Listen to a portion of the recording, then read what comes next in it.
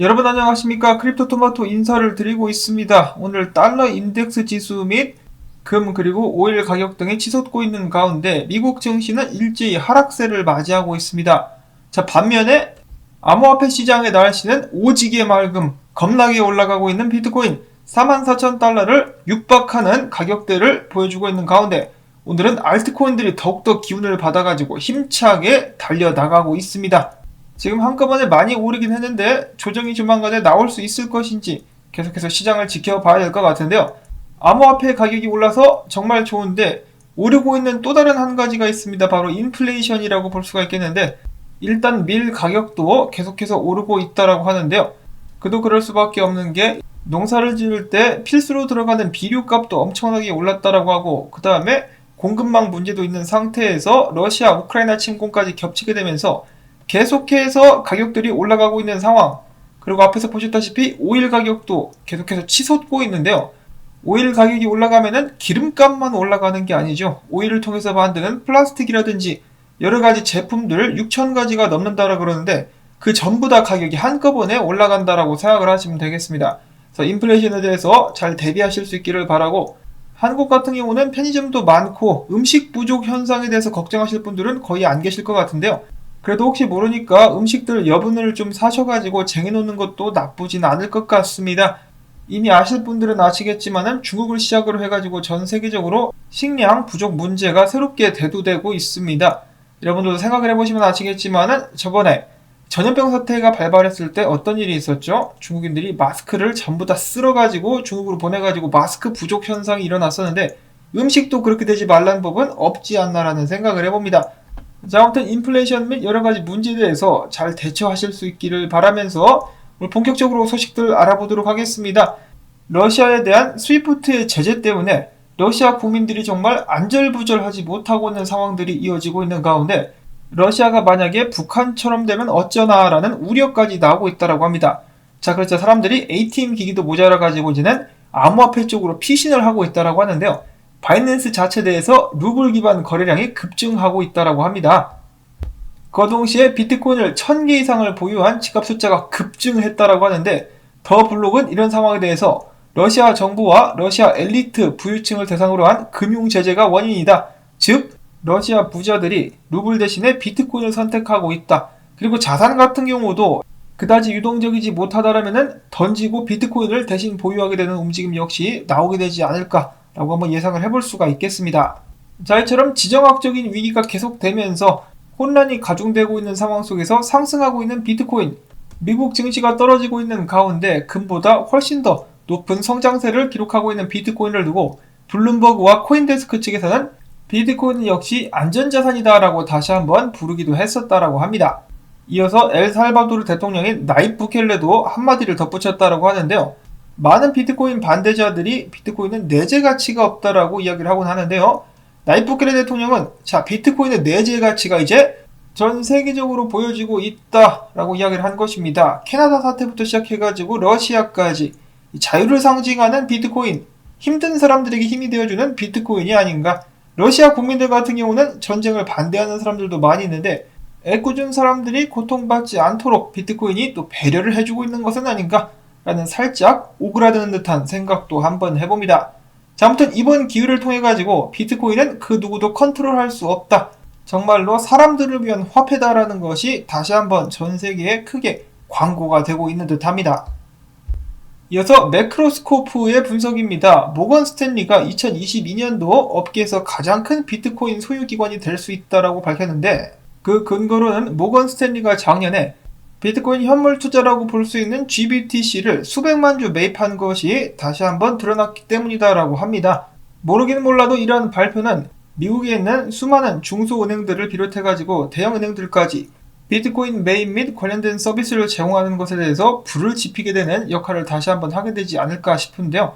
자, 올해에만 미국 내에서 고객들을 대상으로 비트코인 관련된 서비스를 제공할 것이라고 밝힌 곳이 수십 곳이 넘습니다.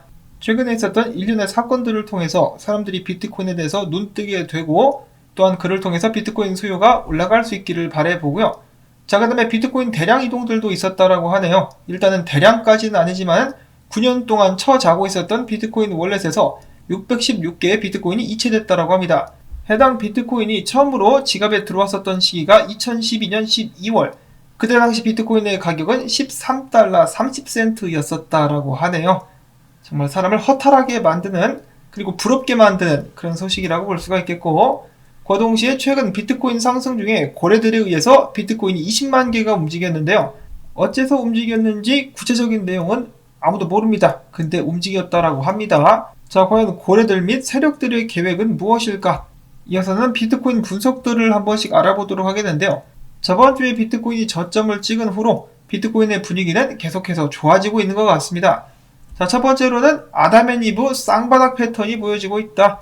물론 바로 이 저항 위에서 와리가리를 좀 때리긴 하겠지만은 쌍바닥 찍고 더욱더 거세게 상승할 수 있을 것이다 라는 분석이 있었고, 이어서 인컴 샤크 분석가 같은 경우는 나는 좀 이 구간에서 집었는데 지금 상승이 많이 나왔기 때문에 나는 여기서 좀 수익 실현을 했다. 여기서 팔았으니까 나중에 조정 나오면 더 사야지 라고 이야기를 했었고요. 이어서는 렉트 캐피탈 분석가가 이야기합니다. 자, 얼마 전이었었죠. 바로 어제였었던 것 같은데 비트코인 주봉 마감을 좀 더 위에서 해주면서 굉장히 빠르게 비트코인이 상승하고 있다. 빠르게 올라오긴 했죠. 그러면서 하는 말이 43,100달러짜리를 지지선으로 만들어야만, 위에서 버텨줘야만 이번 상승이 의미가 있는 것일 것이다 라고 이야기를 하고 있습니다.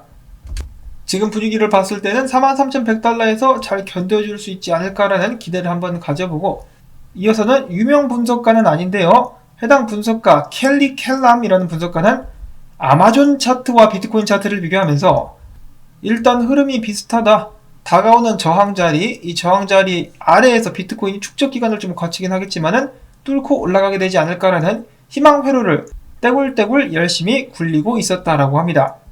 다음으로는 비트코인 25,000달러를 외치는 분석가 중에 한 명이었었던 데이비드 웨이브 분석가 같은 경우는 일단 비트코인이 최근에 해당 추세저항을 뚫고 올라왔기 때문에 새로운 구간이 형성이 됐다.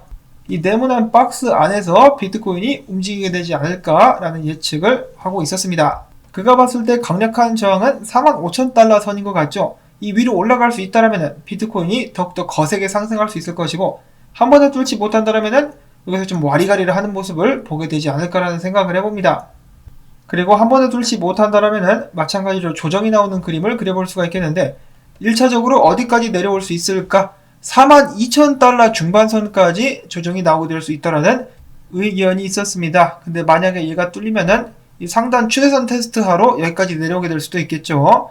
비트코인도 조정을 받으면서 올라가야 건강하게 상승을 할 수가 있기 때문에 저는 조정이 좀 나와줄 수 있으면 좋겠습니다. 이어서는 기타 소식들을 보도록 하겠습니다. 자, 국내 상장 코인들 중에 3분의 2가 국내에서만 거래가 되는 코인이라고 합니다. 무슨 말입니까? 시세 조작에 취약하다라는 것이겠죠.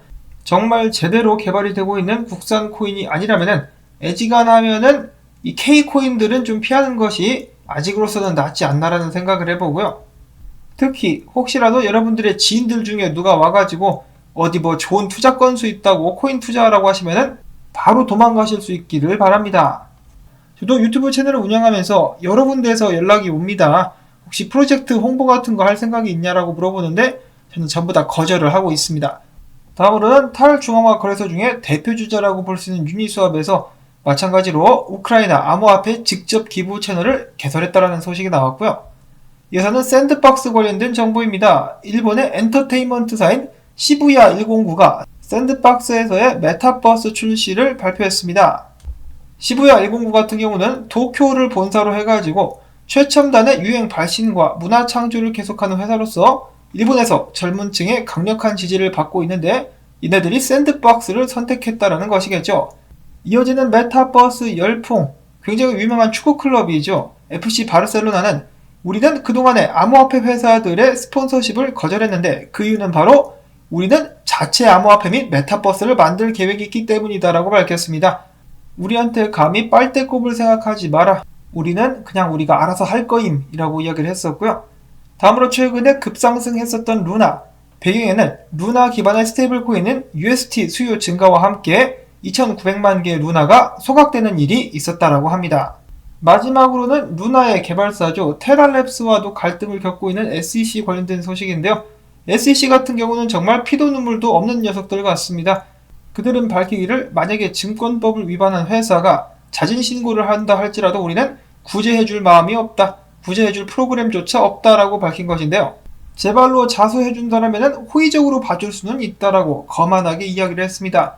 SEC 같은 경우는 사실 최근에 블록파이한테 삥을 뜯으면서 1억 달러를 꿀꺽 헤쳐먹으면서 굉장한 재미를 봤거든요. 암호화폐 시장은 SEC에게 있어서는 꿀단지나 다름이 없습니다. 계속해서 그냥 여물 때마다 따가지고 처먹는 그런 모습을 보여주고 있는데 업계에서는 당연히 반발이 심합니다. 야, SEC 니네는 제대로 된 암호화폐에 관련된 가이드라인이나 규제도 만들어 놓지 않은 상태에서 단속하면서 돈만 뜯어가냐? 이거 완전 쌍팔년도에 조폭이하는 짓을 하고 있네? 라면서 불만의 목소리를 높이고 있는 것이겠죠. 자, 근데 바이든 행정부가 예고했었던 암호화폐 관련된 행정명령은 아직도 내려오고 있지 않습니다. 아마도 이 러시아 사태가 영향을 좀 끼친 것이 아닌가라는 생각을 해보는데요.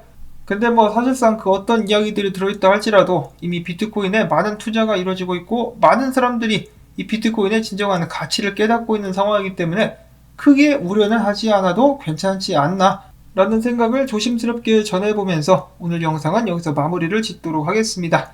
부디 여러분들께 도움되셨다면 꽝꽝꽝 광고 재생시켜주기 및 좋아요 눌러주기 부탁을 드리면서 저는 다음에 새로운 소식 가지고 인사를 드리도록 하겠습니다. 안녕히 계십시오.